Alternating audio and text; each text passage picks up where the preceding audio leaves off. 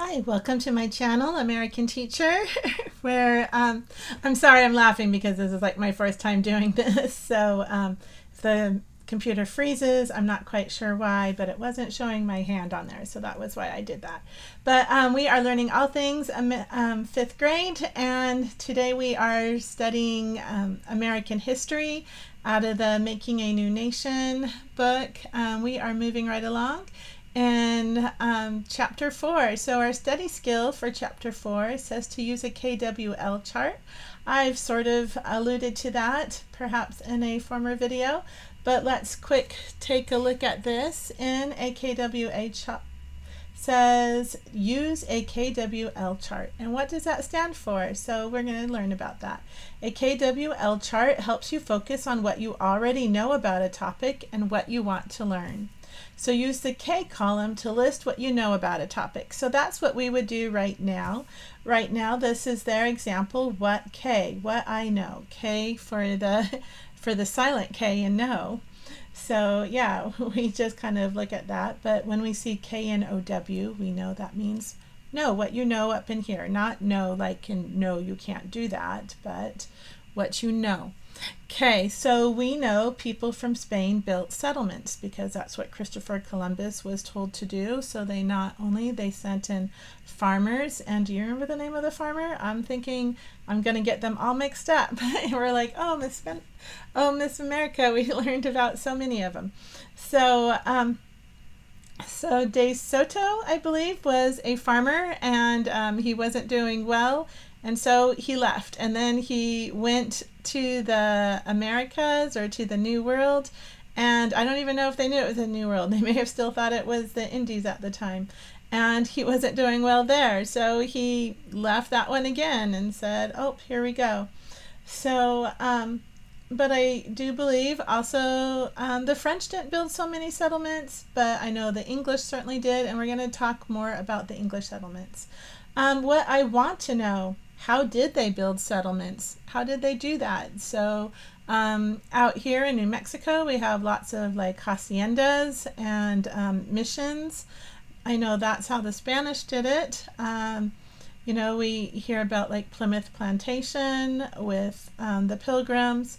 And eventually we're going to go what I learned. And maybe you learned some things that you didn't even know that you wanted to know and that you didn't know that were out there. Maybe you might not learn what you wanted to know and you might need to do some extra research.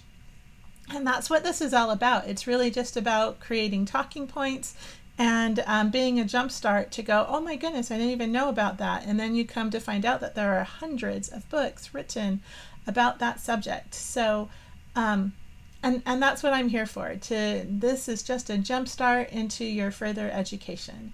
So, so if you don't learn about it here, definitely feel free to jumpstart. There's so many amazing books. We're going to talk a little bit more about those later. Preview vocabulary. One word is plantation. Another word is presidio. And another word is a mission. And so maybe you heard me use plantation and mission. And I have to admit, I probably have heard of a presidio before, but it never really stuck up in there. And so I didn't use it. So new word for me. Maybe I'll start using it in my regular vocabulary. So settlements included plantations, missions, and presidios. I'm thinking, but we'll find out if they were or not. All right, building the colonies. Out here, this is a colonial woman. We don't know if she's Spanish or we don't know which European colony she's from, but she's got a fire going, and there's her pot up above right there. It's kind of hidden behind my face, but I don't really feel like it's worth. All right, the Spanish colonies, I'm going to slide this down a little bit so we can see our timeline, our sequential. That's one of our text features, is learning about things sequentially. So here's 1400 and here's 1650. So this timeline spans 250 years. And we're going to focus on this little bit right in between. where it says 1535, New Spain is formed. And in 1565, St. Augustine is built. And I realize that if you are indigenous to this country, you would understandably have some issues with that, but we are just going to focus on what is in the book, and definitely feel free to research other writers on that, on what how they feel. Remember, this is for 5th grade, 10, 11, 12-year-olds. Okay? So we're just keeping it simple and at the basics. What to know? Why did Spain set up colonies in North America? Do you think maybe you can answer that one already? Vocabulary. Colony, and here it is, way over here. A colony is a land ruled by another country. So, and we'll learn more in context about that word. Plantation. Feel free to take a picture. Maybe here we go. Quick, snap a shot. Snap a picture. Here he goes. Slavery. And I just want to say right now that although we do focus on slavery here in North America, and particularly in the United States, that slavery is a millennial old practice. I'm not saying it's right, but I am saying that it's been around, and it's not, and it's really not limited to just minorities. I believe the Hebrew people that, the Jewish people descend from the Bible, they were slaves to the Egyptians in the Bible. So again, that was thousands of years ago, and again, I'm not saying it's right or wrong, but it is what happened. And so again, this is a talking point, and definitely young children, you should find a local adult, have a discussion amongst yourselves about that, and definitely research all the different kinds of slavery that happened around the world. The people of Ireland, red-haired, blue-eyed, freckles, they were enslaved in many ways. Here we go. Moving on. Presidio, that was one of our new words. Mission. Hacienda. So usually a mission is like a religious mission, like something that you do, but in this case, a mission could also be like a scientific mission, like traveling off into space. So those sorts of things, Mission Impossible, your mission if you choose to accept it. And if so, please destroy this message, or this message will self-destruct. Hopefully this video won't self-destruct by the time we're over. I feel like I'm self-destructing right now. All right, let's move on. The important people that we need to know are Bartolome de Las Casas, Pedro Menendez de Aviles. Important places are New Spain, Mexico City, St. Augustine, Santa Fe. Santa Fe is near where I live. Main idea and details. There's our graphic organizer that we will be using. And the you are there, remember that is second person, or peace out. Here you go. But the number 2 for second person. We're usually reading third person, and first person has I or me as your clue words. You are there. For many days now, warriors from your Hopi village have been watching the actions of the newcomers. You have heard stories about how they ride animals much larger than wolves. You have also heard that sometimes when they arrive in a new place, a sickness sweeps across the land. You see one of the warriors making an arrowhead. Are we going to war, you ask? We shall see, he says, but we must be prepared. So I think that's something to consider, and to be honest, I don't know if I had given it much thought. Like, hey, even if you wanted to be nice to these fair-skinned people with beards and metal chests, even if you wanted to, if you heard that after they left, a terrible disease swept over the land, you would be like, keep on moving. Don't stop here for any amount of time. So that's something to consider as well that to be honest, I hadn't thought about it. But certainly news travels faster than people. By the 1500s, several European nations, including Spain, had sent explorers to claim land in the Americas. Most explorers stepped onto a beach and claimed the land for hundreds of miles around. They knew little about the lands they were claiming, and after claiming the lands, these explorers moved on. No one stayed behind to protect the claims. They're just like, oh, this is ours, and they don't even talk to the people who live there. Competing claims. The European countries were competing with each other to win control of as much of the Americas as possible.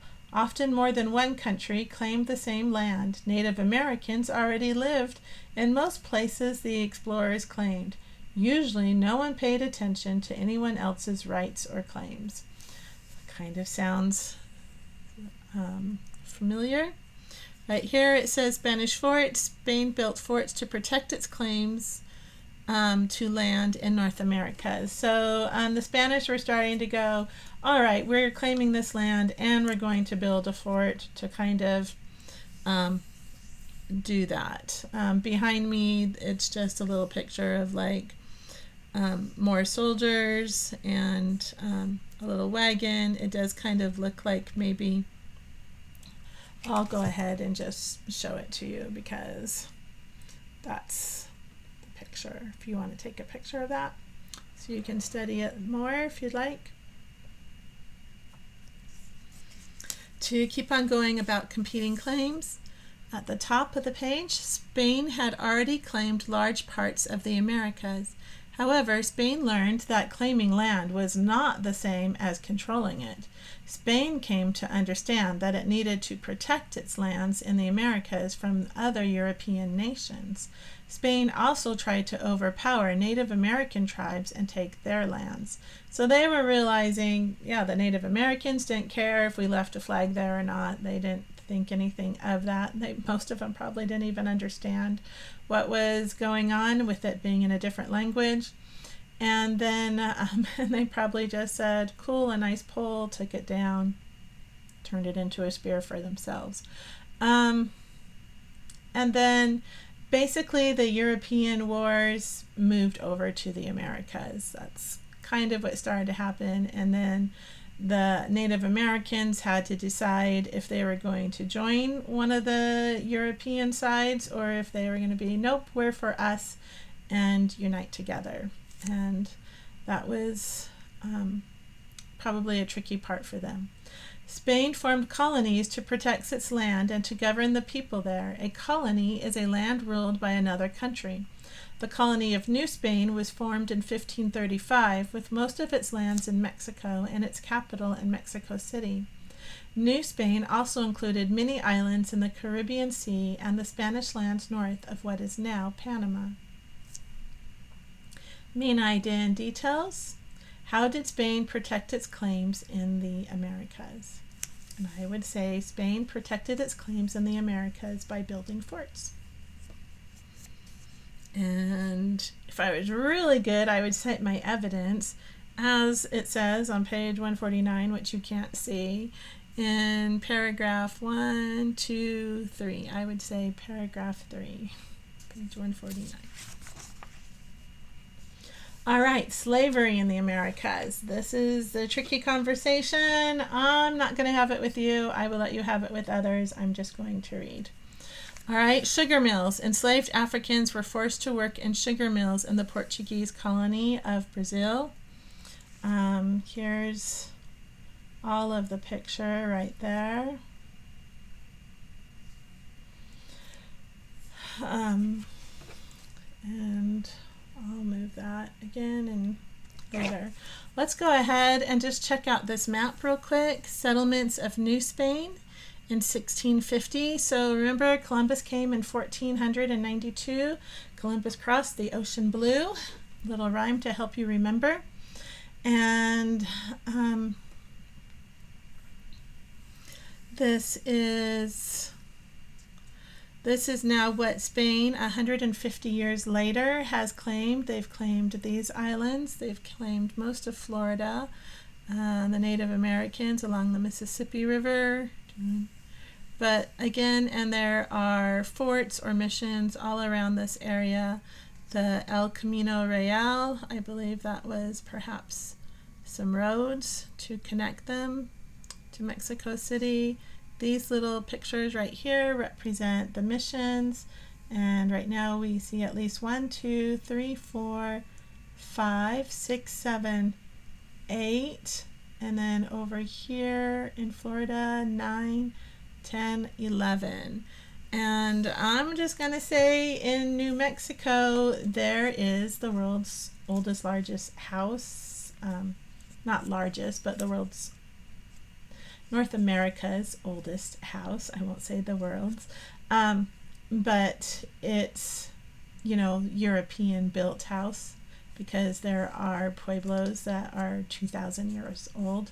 But from a European settlement that, definitely are way before the 1620s. They're here like in the early 1500s down by Santa Fe.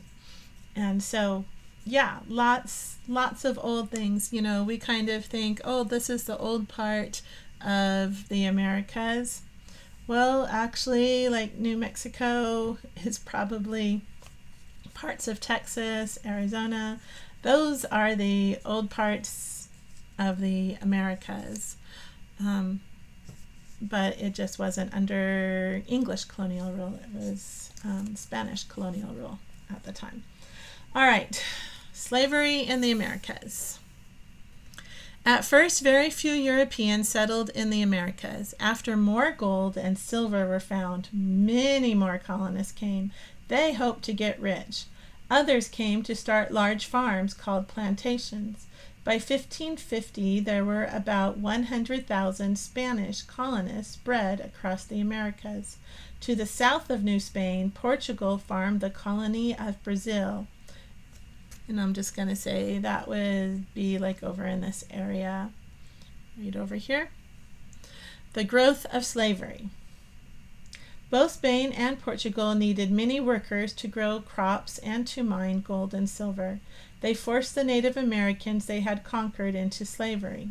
Slavery is the practice of holding people against their will and making them work without pay. Many thousands of Native Americans died from hunger and the work they did. Thousands more died from diseases that settlers brought with them from Europe. Diseases such as measles, smallpox, and influenza sometimes killed whole tribes. Some colonists became concerned about how the Native Americans were being treated. One such colonist was Bartolome de Las Casas. Bartolome de Las Casas. Bartolome de Las Casas. Sounds like a hero. Las Casas was a landowner who later became a priest. He freed the enslaved workers and spoke out in favor of better treatment of Native Americans. As more Native Americans died, the colonists began to capture Africans to be enslaved workers. Most of these Africans were taken to Brazil or the Caribbean islands. Soon, enslaved Africans were also working under terrible conditions. Main idea and details. How did slavery develop in the Americas? Okay. Well, I guess that's kind of sad to think that. Again, I'll be quiet. All right. Here we go. We'll move all of this up. Location. Over time, New Spain's missions and borders spread northward. El Camino Real, or the Royal Road, connected many settlements to Mexico City. Which settlement was farthest north? And it looks like way up here, Santa Fe. You can't see it, but Santa Fe was the farthest north mission. Settling the borderlands. If you want to, go back and pause it on the spot where you could see the map. Here's our new heading, Settling the Borderlands. Spain also wanted to protect its lands north of Mexico City. These lands on the edge of Spain's claims were called borderlands. The borderlands included parts of included parts of what are today northern Mexico and the southern United States, from Florida to California. Subheading: St. Augustine and Santa Fe. Spanish soldiers led the way, building presidios. Pray, okay, so the E makes the A sound in the Spanish language. Presidios. Presidios, or forts, in the borderlands. In 1565, Pedro Menendez de Aviles. Let's see if I can try that again. Pedro Menendez de Avilas. Pedro Menendez de Avilas and 1,500 soldiers, sailors, and settlers sailed from Spain. The same year they reached the area that is now St. Augustine, Florida. There, they built the first permanent or long-lasting European settlement in what is now the United States. Spain's main goal in settling the borderlands was to protect its empire. The Spanish king chose leaders to govern each new settlement. Settlers in the new colonies did not have the right to elect their own leaders. The king also sent missionaries to convert Native Americans to Christianity. The missionaries built religious settlements called missions. The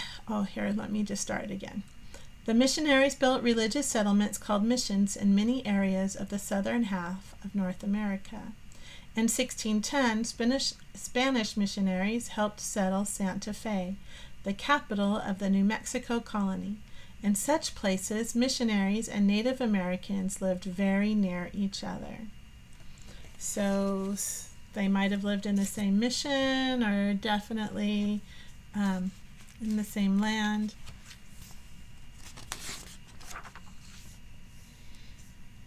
Go.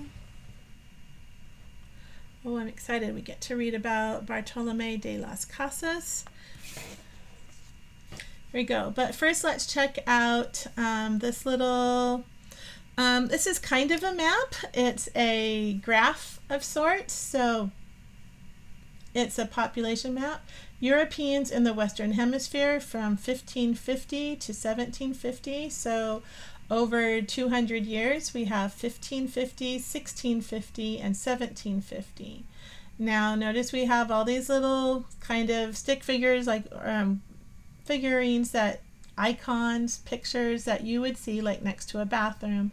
They just represent men, but they really represent men, women, and children. Graph about how many Europeans lived in the hemisphere in 1550. So if we say one of these full-bodied pictures equals 500,000 people, and half of that, of course, would equal half of 500,000, which in this case is 250,000 people. So 500 plus 500, 500,000 plus 500,000 equals 1,000,000, and then we have that number 250,000. So 1,250,000 people, Europeans, lived here in the 1550s. Again, this is before Plymouth Plantation and the Pilgrims that we know of in 1620. Now, so most of these I'm going to say were Spanish. You know, there might have been a few French mountain men, but I'm just going to say most of them were Spanish at the time. Now in 1620, that's when the American colonists, the Pilgrims came, and also Jamestown. They were here in the early 1600s. So, you know, I'll say about 50 plus years later, 50 to 75 years later, we're definitely getting a lot more English colonists. And remember, the French were also kind of claiming the area all around the St. Lawrence River and also going down like the Mississippi. So let's count. So I'm just going to count by fives. Okay, so, and then I'll switch it over to 500,000. So I'm going to go 5, 10. Remember, that's a million. So every time you hear 20, that's like a million. 5, 10, 15, 20. So that would be 2 million. 25, 30, 3 million. 35, 40, 4 million. 45, 50, 5 million people. 5 million Europeans were now in the Western Hemisphere versus just 1,250,000. And then by 1750, now we're kind of getting into the area where the Declaration of Independence hasn't happened yet, but a lot more are, and those 13 colonies, I think most of them are pretty well established, and those 13 English colonies, and who knows how much more, Mexico City is growing. That was pretty crazy. So again, I'm just going to count by fives, and we'll count faster this time. 5, 10, 15, 20, 25, 30, 35, 40, 45, 50, 55, 60, 65, 70, 75, 80, 85, 90, 95, 100. Wow. So, this was 5 million, and so this would be 10 million. You could have said, oh, Miss America, we could have counted it another way. If we knew 2 people were a million, we could have just gone 1 million, 2 million, 3 million, 4 million, 5 million, 6 million, 7 million, 8 million, 9 million, 10 million people. That's a lot. Okay. And maybe some of you are super math whizzes and you just knew to double that, and you go 5 and 5 is 10. I don't know. So good job for you. That's why I'm not starting off with math. Don't know if I'll even get to it, because there are so many other more fabulous math teachers out there here in America. All right, life in the borderlands. At first, some Native Americans chose to stay at the missions. There they learned new ways of living and working. However, many Native Americans were forced to work on mission farms and ranches. Some fought back, tearing down churches and other mission buildings. Okay, so again, let's think about this. Some of the Native Americans chose to stay at the missions. Now, again, if you were one of those neighbors to the Aztec community and you were like, hey, they're always picking on us, the Aztecs are picking on us, and you led the Spanish to help take down the Aztec Empire, you would probably be pretty happy with them and be happy to live under their protection and go, hey, they know how to save food for a long time, yeah, we might be enslaved to them, but they did us a big favor, and we're learning new skills like weaving or baking bread in ovens or those sorts of things. You might have appreciated it. Okay, you might have said they're protecting us from our other enemies, but many of them were like, born to be free. Here we go.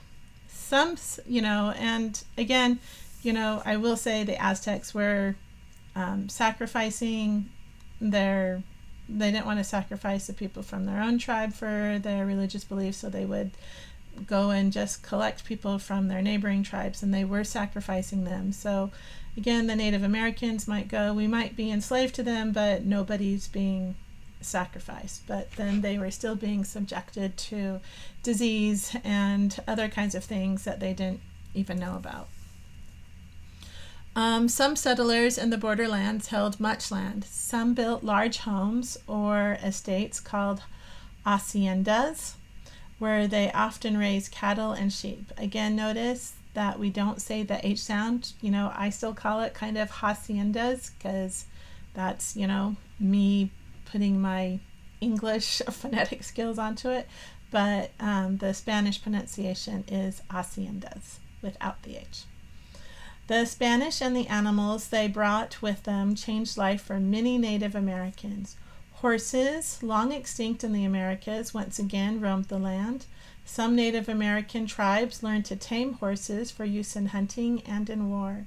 Some learned to raise sheep and to use their wool to make clothing. And if we remember, they did kind of already know how to weave. I know like some of the other places they were doing cotton and weaving cotton for clothes and weaving, plant fibers and tree fibers to create moccasins and other things along those places. So those skills they already knew, and then they just adapted them to wool and other things. Main idea and detail. How did new animals change Native American life? Summary. In the 1500s, explorers often paid no attention to other countries' claims to lands. Spain tried to hold on to its claims by setting up colonies. The Spanish needed workers, so they enslaved Native Americans and Africans. And I guess the Africans were already kind of used to the European thing since they had, gone back, or, since they were all in the Eastern Hemisphere. And so they were, although I'm sure they did get sick from some of these diseases, I think most of them recovered from that. What to know? Why did Spain set up colonies in North America? 2. Vocabulary. Write a sentence using the terms hacienda and mission to describe life on the borderlands. And again, just try to see if you can use all of them, okay? Number 3. History. What role did religion play in Spanish settlements? I'm going to say that was a pretty big one. 4. Critical thinking. Why would it be important to Spain to build different kinds of settlements in the borderlands? Okay, so they had more than one type. They had the missions, they had the haciendas, they had the presidios. Why would they build all 3 of those ones? Write a report. Research and write a short report about why Spain set up missions. So again, you could just use that as your main idea. The Spanish built different kinds of settlements for different reasons, and then you could do a detail for each one of those, like hacienda, presidio, and plantation, and then I would put each one of those up in there and kind of make that the main idea of each paragraph, and then give me 3 more details about all of that. And now you've got your introduction, and then this one, if you did this with the main idea and you said, here are 3 facts about haciendas and why they created those, that would be a paragraph. Here are 3 facts about plantations and why they created those, and that would be a paragraph. And here are 3 facts about presidios and about those, and then that's a paragraph. And then you can use this exact same again to create your concluding paragraph. As you can see, in conclusion, here we go. Spanish built 3 different forms. They were really easy. It's really easy to write a 5-paragraph essay. Okay. All right. Bartolome de Las Casas. For all the people of the world are national beings. All possess understanding. Oh, not national, rational. Sorry, I couldn't quite catch that with that. For all the people of the world are rational beings, all possess understanding. I love that. I love that Bartolome de Las Casas said that. I really feel like he's a great hero. I encourage you to do some more research on him. Maybe see if you can find some of his primary sources of the letters he wrote back to Spain. Responsibility. I think that's great. Here he is out in the New World, and he feels like he has a responsibility to help stand up for the Native Americans who were working his land. Why character counts. In what ways did Bartolome de Las Casas take responsibility for the treatment of Native Americans? So that's our question. So let's read with a purpose. Let's read to see if we can answer that. It says Bartolome de Las Casas was one of the first Europeans to try to better the lives of Native Americans. He arrived from Spain on the island of Hispaniola in 1502 and started a plantation. At first, he used enslaved Native Americans as workers. He soon came to understand that slavery and the harsh treatment of Native Americans were wrong. By 1509, Las Casas freed the Native Americans he had enslaved and began to work for better treatment of Native Americans. In 1512, he became a Catholic priest. Later, he wrote letters and essays that questioned the enslavement of Native Americans. He also served as a missionary to the Taino people of Cuba. So that's great. So I think he's kind of using the more gentle, persuasive approach instead of the do or die approach to missionary work. And I do feel like that's much more respectful. So if you want to learn how to respect others, I really feel like Bartolome de Las Casas would be an excellent example to do that. Certainly he's more than just responsible. Okay, and I felt like maybe he became a priest so that he could have a little bit more say in it versus just being just a citizen of Spain. Las Casas spoke out so strongly for Native Americans that in 1550, King Charles I of Spain ruled that the Spanish could no longer enslave Native Americans. I think that is wonderful.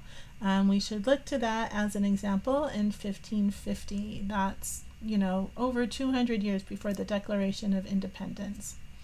But this order was not always followed. It's hard to do that when you've got a whole ocean between you and your leaders. Las Casas kept working to better the lives of Native Americans until his death in Madrid, Spain in 1566. So he eventually went back to Spain, probably to a monastery, so that he could speak to the king and the advisors and be a little bit closer to them and keep working for them while he was over there. He was born in 1512. No? Oh, in 1484 he was born, and then in 1512, so 84, 94, 1504, almost 15, so 1514 would be 30 years, so about the age of 28 he became a priest. I feel like that is a little bit later in life. And then in 1550, he publishes In Defense of the Indians. And so he was 66 years old when he did that. And then he died in 1566. So he lived a nice long time up into his 70s, working for a great cause. That is the end of lesson 1. Thank you for joining me in this great journey as we learn more about the people during the early colonial period, and especially the Spanish settlements. Keep up that self-discipline, keep up that self-reliance, keep up that self-respect and respect for others.